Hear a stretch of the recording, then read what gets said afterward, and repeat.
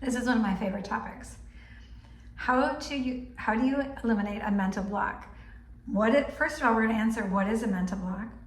Second of all, we're going to answer why repetitions and doing back to basics doesn't work. And third, we're going to give you a solution for how to get rid of a mental block. There's two different parts of that. And I'm going to explain it through in the simplest form with my daughter, who was a gymnast. And she was a Division I gymnast.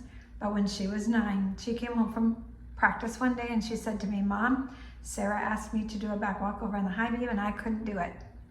This is after she had been doing the back walkover for 2 years. It wasn't physical. Whether you're Simone Biles and you don't know what to do in your second Olympics because your mind and body get disconnected, or whether you're my daughter at 9, that's just what happens sometimes. We all get disconnected mentally. And why and how does that happen? What happens is when we first learn a sport, we're just doing it. We're not thinking about it. We can just do it. But it's an unconscious process. It's not that we're choosing to just do it. We're just doing it. Some NFL players can get to the NFL just doing it. My daughter, on this day, the doing strategy didn't work. It's like I tried to do my back walkover, but it didn't go the way I thought it should. It didn't go the way my coaches expected it to go. Olivia didn't know what else to do. Her mind and body got disconnected and she was stuck. It's the same thing with the yips. You're throwing the ball every day and you're just doing it. And then one day you throw it and it doesn't work. And what happens is when your mind and your body get disconnected, then all kinds of things get between your mind and your body. But it's an unconscious process. You're not aware of it. And then people will say, just do it. Get out of your head. Don't think about it. You're overthinking it. And that doesn't help. Number 2, why do repetitions or telling people what to do not work? And how are you making it actually worse? Because if you've got a negative thought, what I call in your A circle, if you've got, I don't want to fall off the beam, I don't want to get hurt, I don't want to land on my head. If you've got a pitcher who's thinking, I don't want to hit the batter, I don't want to upset my coach, I don't want to balk. All those thoughts are what is in their A circle. That's what's controlling the athlete. That's the symptom is lacking confidence, balking, not being able to do their skills. They look like they're not making the effort. They're lacking confidence. All that stuff are the symptoms. But the problem is what they have in their A circle. So when I teach A circle, now we can have awareness of what in the past would have been controlling me unconsciously. Those thoughts, the idea, people, anxiety, fear, doubt, worry, all of those things. Now with awareness of that, we can manage it. We can do something about it. But if you go back and do repetitions, now this is the thing. Let's say you have a girl that's doing a cartwheel on the beam and she can't do it on the high beam. You tell her to do the cartwheel on the line. Well, she can just do it. Her mind isn't in her way because her mind is in her way on the high beam, telling her to do it, pay attention. I don't want to fall. I don't want to get hurt. All those thoughts are in her A circle. You take her to the line, there's nothing in her A circle in a negative way holding her back. She can just do it. If you don't give her a new place to land, if we don't give our mind a job to do, it'll create its own job and it won't be helpful. So if I don't give my mind a job, it's going to create its own job. I don't want to fall. What if I upset all those other thoughts? So the learning strategy, I teach the first session is the doing strategy, learning strategy, and A circle.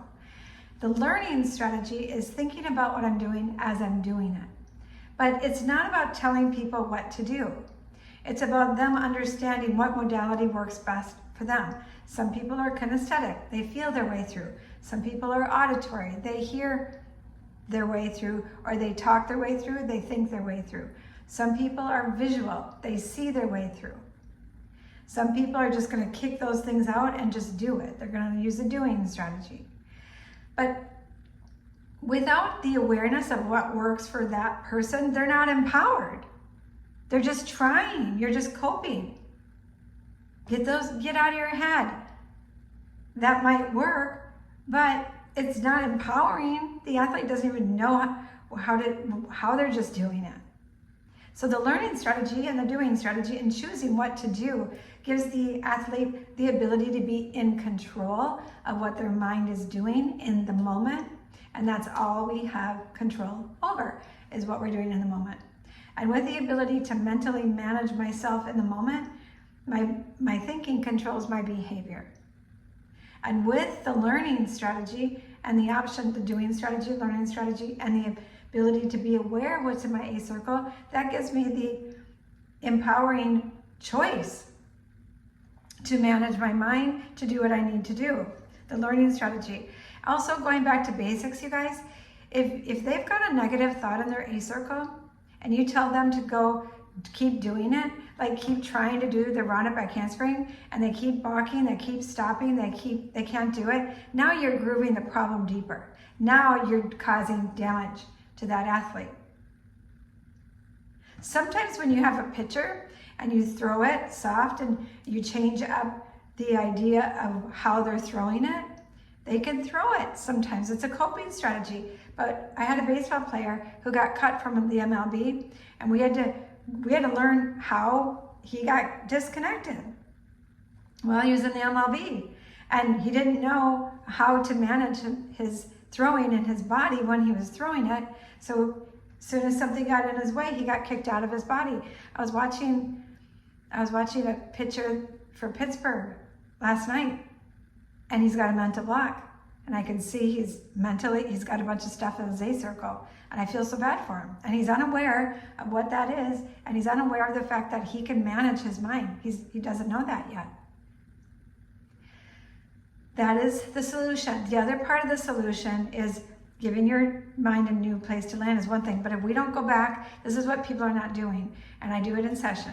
If you don't go back to the original place where you got disconnected, then you're coping. Then you're moving around it. Then you're trying to do it.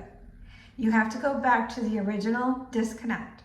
I had a baseball pitcher who actually just got drafted, and he had an injury.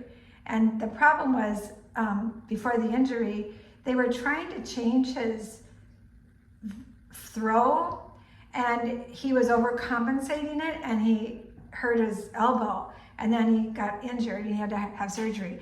I mean, that's a short version of the longer version of his issue, but he got injured, he had surgery, he came back, he just got drafted. He's like 20. I'm so proud of him. But mentally understanding how he needed to connect the dots, what worked best for him, how he needed to move toward being able to pitch in the MLB versus trying to do it different to pitch in the MLB, big difference. Inside out mentality, not outside in. Ultimately, what people are trying to do is they're trying to consciously they're trying to give the athlete a conscious idea to correct an unconscious problem. That doesn't work. We have to bring awareness to what's going on unconsciously. With that awareness, the athlete can be in control of their thoughts and then their behavior. And they can rely on it, practice it. They build mental strength over time. It's beautiful. I hope you learned something. Please share. Please subscribe. Please come back to my channel. I so appreciate you. Have a good day.